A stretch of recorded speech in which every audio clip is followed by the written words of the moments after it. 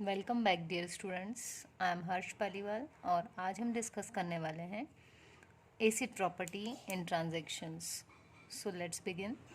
So first of all हम समझेंगे कि ट्रांजैक्शंस होते क्या हैं। तो ट्रांजैक्शन सेट ऑफ चेंजेस होते हैं जो सभी एक साथ परफॉर्म किए जाना चाहिए।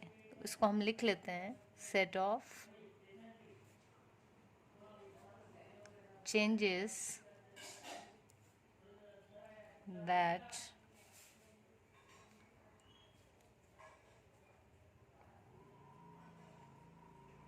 must be made together। तो ये वो चेंजेस होते हैं जो सारे चेंजेस एक साथ परफॉर्म करना ज़रूरी है। यदि हम इसका एक एग्जांपल देखें तो जब अगर मान लीजिए कि हमारे पास में दो अकाउंट्स हैं, टू अकाउंट्स आर देयर। एक हो गया हमारा अकाउंट ए और दूसरा हो गया अकाउंट बी। अब मान लीजिए कि हम ए में से 50 रुपीज़ ट्रांसफ़र करना चाह रहे हैं बी के पास में। तो यदि इसके लिए हम देखें T1 मान लेते हैं, हम एक ट्रांजेक्शन है। तो ट्रांजेक्शन का काम क्या होगा, सबसे पहले रीड करे वो ए को, क्योंकि अगर ए से 50 रुपीज़ ट्रांसफ़र करना है बी के अकाउंट में तो ए के पास रुपए होना भी चाहिए इतने। तो सबसे पहले ए को रीड किया, उसके बाद जो भी हमारे पास एक जो भी बैलेंस था उसके बैलेंस में से 50 को डिडक्ट किया, राइट। और उसके बाद में उसको राइट कर दिया। ये जो नया आया है चेंज हो करके उसका बैलेंस अपडेट हुआ है इसको लिख दिया। और अब क्या करना है, पहले बी को रीड किया कि उसका पुराना बैलेंस कितना है, एंड देन फाइनली क्या किया, बी जो था उसके बैलेंस में 50 ऐड कर दिया और फिर क्या करा, फाइनली बी को राइट कर दिया। अभी तक जितने भी राइट ऑपरेशंस परफॉर्म हो रहे हैं ये सारे रैम में हो रहे हैं। ये अभी डायरेक्ट डेटाबेस में कोई चेंजेस परफॉर्म नहीं हो रहा है। क्लियर। अब क्या होगा, जैसे ही हमारा ये जो लास्ट इंस्ट्रक्शन था ये एग्जीक्यूट हो जाएगा और यहाँ पर हमारा जो ट्रांजैक्शन है वो क्या हो जाएगा, कमिट, यानी कि कंप्लीट हो जाएगा। तो उस केस में जब ट्रांजैक्शन कमिट हो जाता है तो जो चेंजेस मेड हुए थे यहाँ पर इस वाले में जितने चेंजेस परफॉर्म हुए थे वो सारे चेंजेस DBMS जो है हमारा बेसिकली डेटाबेस उसके अंदर अपडेट हो जाएंगे सारे चेंजेस। ठीक है। तो ये जो सेट ऑफ इंस्ट्रक्शंस थे या हम बोल सकते हैं सेट ऑफ ऑपरेशंस परफॉर्म हो रहे हैं कि पहले रीड किया, फिर कुछ एरिथमेटिक ऑपरेशंस परफॉर्म किए एंड देन राइट ऑपरेशन हुआ। तो ये सब जो होता है इस कंप्लीट पूरे यहाँ तक के जो स्टेप्स हैं इन सब को मिलके कहा जाता है transaction. So it is transaction T1। अब जितने भी ट्रांजैक्शंस होते हैं वो पर्टिकुलरली किसी न किसी प्रॉपर्टी को, स्पेशली हम कहें तो एसिड प्रॉपर्टी को फॉलो करना मस्ट है, ताकि जो हमारा डेटाबेस है वो क्या रहे, एक कंसिस्टेंट स्टेट में रहे, एक वैलिड स्टेट में रहे। तो यहाँ पर एसिड जो है ये एक्रोनिम है। अब हम देखेंगे एसिड का full form.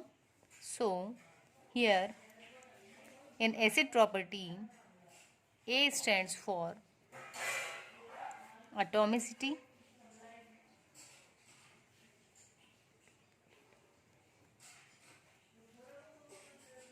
C stands for consistency,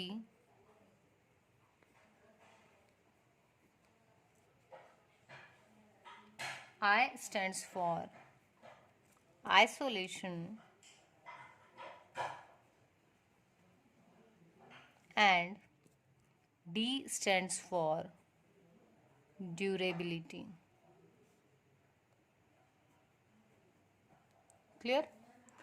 सो यहाँ पर जो है ये जो हमारी प्रॉपर्टी है एसिड प्रॉपर्टी, हर किसी एक लेटर का एक फुल फॉर्म है। A stands for atomicity, C for consistency, I for isolation and D for durability। तो इन सब को मिला के कहा जाता है एसिड प्रॉपर्टी। और जो भी हमारा ट्रांजैक्शन है वो फॉलो करना चाहिए इसको, एसिड प्रॉपर्टीज को। तो अब हम कंटिन्यू करते हैं वन बाय वन इनको समझना। सो हियर एटॉमिसिटी मतलब कोई भी ट्रांजैक्शन या तो कंप्लीटली एग्जीक्यूट हो या फिर नहीं हो, तो इसको हम इन शॉर्ट बोल सकते हैं all or nothing.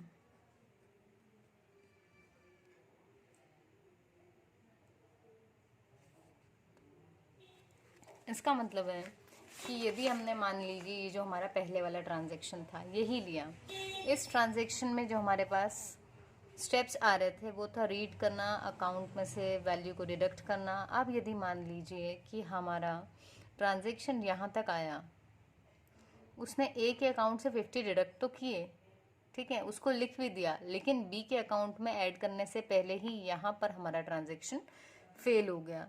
In that case क्या होगा कि जो भी हमारा जो ट्रांजैक्शन था, या बात करें डीबीएमएस की, तो जो डीबीएमएस था वो एक कंसिस्टेंट स्टेट में था, लेकिन अब क्या हो गया है, ये ट्रांजैक्शन पार्शियली क्योंकि एग्जीक्यूट हुआ है, मतलब आधा अधूरा ट्रांजैक्शन एग्जीक्यूट हुआ है, तो अब क्या होगा, वो जिस भी स्टेट में डेटाबेस को ले जाएगा वो एक कंसिस्टेंट स्टेट नहीं होगा, ठीक है।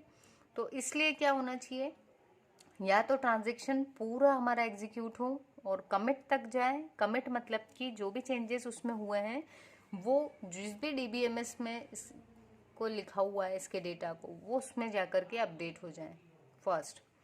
या फिर यदि मान लो यहाँ पर इसमें कोई फॉल्ट आ गया, या फिर यहाँ लास्ट स्टेज पे आके भी कोई एरर आ गई यदि इसमें, तो फिर क्या हो, पूरा जो ट्रांजैक्शन है वो क्या हो जाए, रोल बैक। ट्रांजैक्शन हमारी रोल बैक हो जाए, तो इसका मतलब या तो कमिट हो ट्रांजैक्शन या फिर रोल बैक। कमिट किस स्टेट मतलब कंडीशन में होगी, जब हमारे पास में जितने भी उसमें स्टेप्स थे, सेट ऑफ चेंजेस थे जितने भी, जब वो सारे हो जाएंगे, that must be made together. तो यदि वो सारे एग्जीक्यूट हो जाते हैं साथ में, तो हमारी ट्रांजैक्शन हो जाएगी कंप्लीट और अपडेट हो जाएगा डीबीएमएस। लेकिन इन एनी केस यदि हमारा पार्शियल फुलफिलमेंट ही हो पाता है इस ट्रांजैक्शन का, तब क्या करना पड़ेगा, इसको पूरे ट्रांजैक्शन को रोल बैक। तो वही है, या तो क्या हो, एटॉमिसिटी का मतलब क्या हो गया, आइदर, एटॉमिसिटी का मतलब हो गया या तो कंप्लीट या फिर none. So atomicity is all or nothing. So next is consistency.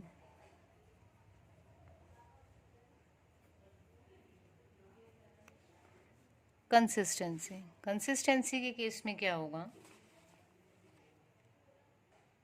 Consistency में जो हमारा डेटाबेस है वो मूव होना चाहिए from one consistent state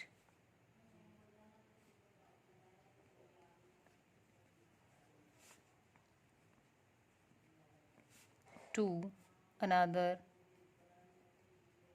consistent state. या हम इसको ये भी बोल सकते हैं कि सम ऑफ मनी, जो भी आपका ट्रांजैक्शन है before execution of transaction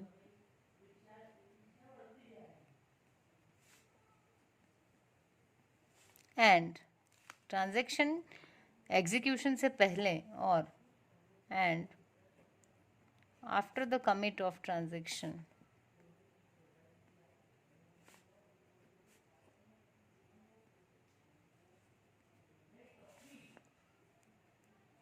sum of money must be same। सो क्या हो कि जो भी हमने ट्रांजैक्शन जब हम एग्जीक्यूट करें उससे पहले जो हमारा डीबीएमएस था वो जिस स्टेट में था उस स्टेट को बोलेंगे कंसिस्टेंट स्टेट, और जब एग्जीक्यूशन हो जाए ट्रांजैक्शन का उसके बाद भी हमारा डेटाबेस किस में आना चाहिए, एक कंसिस्टेंट स्टेट में। या फिर इसको इजी वे में कहें तो जो भी सम ऑफ मनी है वो सेम होना चाहिए before and after commit of transaction. So अगर हम इसको देखें और हम मान लें कि जो हमारे पास अकाउंट ए था उसके पास में 500 रुपीज़ थे, वहीं पर जो बी अकाउंट था उसके पास में 700 रुपीज़ थे। क्लियर? तो अगर इसके पास थे 700, इसके पास थे 500, जो हमने ट्रांजेक्शन देखा था, इस ट्रांजेक्शन में हम क्या कर रहे थे, ए के अकाउंट से 50 डिडक्ट कर रहे थे और डाल किस में रहे थे, बी के अकाउंट में। तो यदि वही चीज़ होगी तो ए के अकाउंट में फाइनली कितने रुपीज़ आ जाएंगे, ए ने डिडक्ट किए, मतलब ए ने 50 रुपये ट्रांसफ़र किए, तो ए के पास क्या बचना चाहिए, 450, और बी के पास क्योंकि फंड ट्रांसफ़र होके ऐड हुआ है, क्रेडिट हुआ है, तो इसके पास कितना आ जाएगा, 750। तो यही चीज़ है कि जब कंसिस्टेंसी की बात कर रहे हैं तो ट्रांजैक्शन एग्जीक्यूट होने के पहले इन दोनों का जो सम था, इन दोनों के अमाउंट्स का, वो कितना था, ए प्लस बी क्या था, 1200।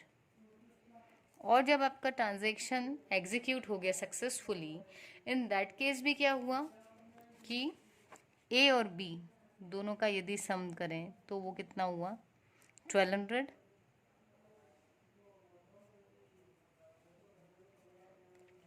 So before execution of transaction and after commit of transaction, before execution of transaction कितना था, ये before था, and after commit of transaction कितना था, 1200।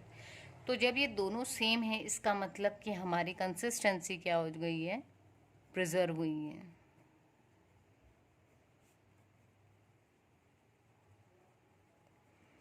इसका मतलब हमारा जो पूरा ट्रांजेक्शन था उसकी हर स्टेप सक्सेसफुली एग्जीक्यूट हुई है, उसमें पार्शियल फुलफिलमेंट नहीं था, उसमें कंप्लीट एग्जीक्यूशन था। इसीलिए एक कंसिस्टेंट स्टेट से दूसरे कंसिस्टेंट स्टेट में आ गया है हमारा डीबीएमएस। सो एटॉमिसिटी में हमने देखा कि या तो ट्रांजेक्शन कम्प्लीटली एग्जीक्यूट हो या फिर वो रोल बैक हो जाए। इसका मतलब जो उसमें एक दो स्टेप्स भी यदि एग्जीक्यूट हुई थी तो वो भी क्या हो जाए, फिर से रोल बैक, मतलब अनडू हो जाए सारे चेंजेस। ठीक, नेक्स्ट इज कंसिस्टेंसी। कंसिस्टेंसी मतलब एक जो उसका स्टेट था बिफोर एग्जीक्यूशन ऑफ ट्रांजेक्शन, वो एक कंसिस्टेंट स्टेट था, उसमें से डीबीएमएस जब मूव करे तो वो दूसरे कंसिस्टेंट स्टेट में आए, बीच में नहीं रह जाए, कोई इसका पार्शियल फुलफिलमेंट वाला केस ना हो। Next is isolation. So next is isolation. Isolation की जब हम बात करते हैं तो उससे पहले हम बात करते हैं, कई बार क्या होता है कि हमारे पास एक से ज़्यादा ट्रांजेक्शन्स एग्जीक्यूट हो रहे होते हैं साइमल्टेनियसली, जैसे T1 T2 और 3 मान लो ये ए को रीड कर रहा है, ये बी को रीड कर रहा है, एंड अगेन ये हमारा किसको रीड कर रहा है, ए को, और भी बहुत सारे स्टेप्स इसमें चल रही हैं।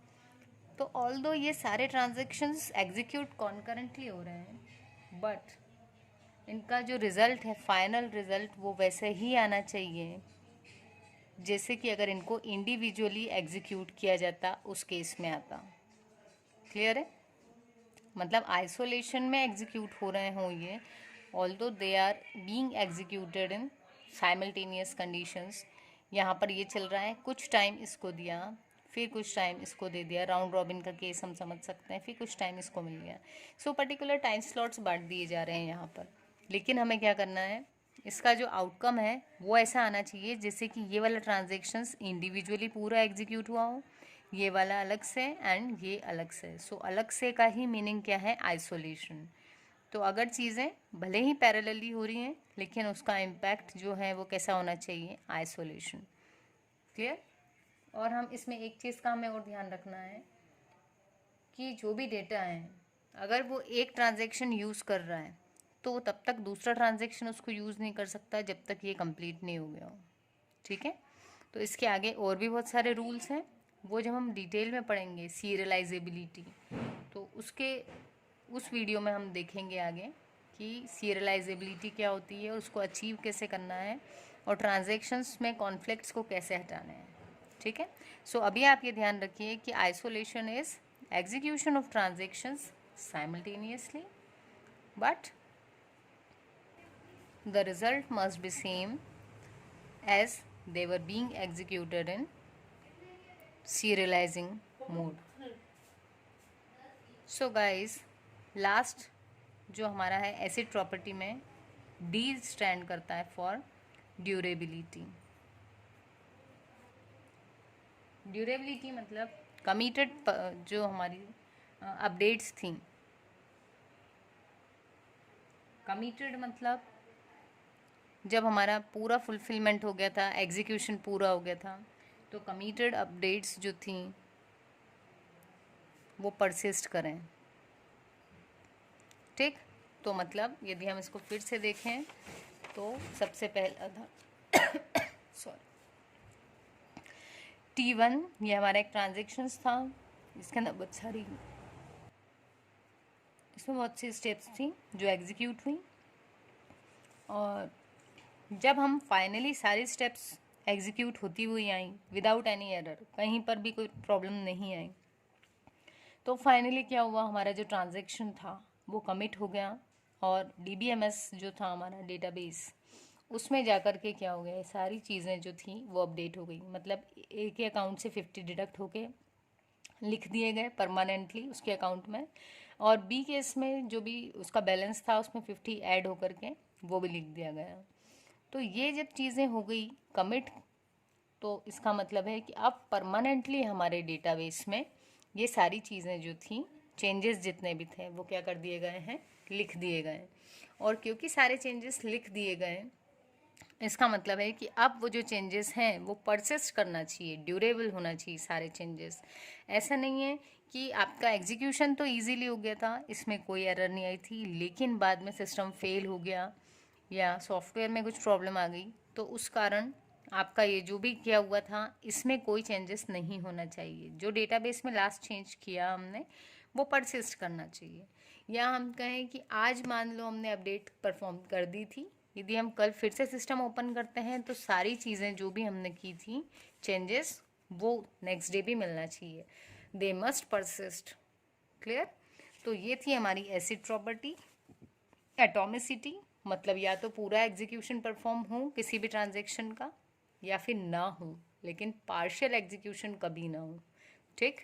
सी, कंसिस्टेंसी, जब भी हमारा कोई ट्रांजेक्शन हो रहा है तो एक कंसिस्टेंट स्टेट से क्या हो, दूसरे कंसिस्टेंट स्टेट में जाए। आई फॉर आइसोलेशन, आइसोलेशन में क्या हो रहा है, अगर कोई भी चीज़ परफॉर्म हो रही है ट्रांजेक्शन में तो वो भले ही कैसे हो, साइमल्टेनियसली परफॉर्म हो रही है, लेकिन लगना ऐसा चाहिए जैसे उस टाइम पे सिर्फ वही ट्रांजेक्शन एग्जीक्यूट हो रहा हो। And last is durability. Durability मतलब जितने भी चेंजेस हमने उसमें परफॉर्म किए हैं वो सारे चेंजेस क्या होना चाहिए, परसिस्ट करना चाहिए। ठीक है, सो दैट्स ऑल। ये थी हमारी एसिड प्रॉपर्टी। Thank you.